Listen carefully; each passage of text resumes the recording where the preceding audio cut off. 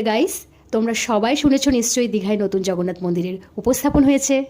তাহলে আর দেরি কিসের, সবাই মিলে চলে আসলাম দীঘায় নতুন জগন্নাথ মন্দিরে দর্শন করতে। ভিডিওটি স্কিপ না করে পুরো ভিডিওটি দেখলে তোমরা বুঝে যাবে সবাই বলতে আমরা কারা কারা এসেছি। তো আমরা স্টে করেছি এই শান্তি ভিলা রিসোর্টে। তো যেই রুমে আমি আর আমার হাজব্যান্ড রয়েছিলাম সেই রুমটা ভালো করে তোমরা দেখে নাও। এই রুমে ডেকোরেশনটা আমাদের কাছে সত্যি ভীষণ ভালো লেগেছে। বেশ উপরে লাভ সিম্বল রয়েছে, তার উপর দিয়ে এটা পুরোটা এসি রুম বুক করা হয়েছে। আর বাকি যারা ছিল তারা সবাই ছেলে, তার জন্য তারা সবাই একটা রুমই বুক করে নিয়েছে। এটা আমার হাজব্যান্ডের অফিস থেকে একটা ছোট ট্যুর প্ল্যানিং ছিল। এখানে সবাই যার যার ওয়াইফ অ্যালাউ ছিল। আমাদের রুমের পাশেই রয়েছে একটা ছোট্ট ব্যালকনি, যেখানে দাঁড়ালে আমরা সুন্দর সমুদ্রটিকে আমরা দেখতে পাচ্ছি।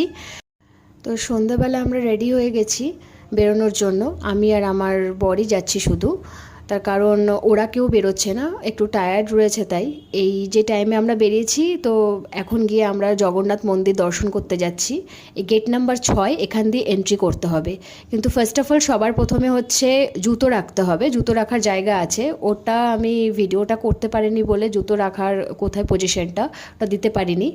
আর মেন মন্দিরে যাওয়ার জন্য প্রথমে দুটো মন্দির অতিক্রম করে তারপরে মেন মন্দিরে ঢুকতে হবে। দেখো প্রচণ্ড ভিড়, আর এখানে কি সুন্দর পদ্মপুকুরও দেখা যাচ্ছে। পদ্ম ফুল দেখতে পারিনি, বাট পদ্ম পাতাগুলো ভেসে রয়েছে, ওটাই দেখা যাচ্ছে। তো জগন্নাথ মন্দিরটা সত্যিই বেশ সুন্দর করেছে, আর প্রচণ্ড লোকের ভিড় আছে।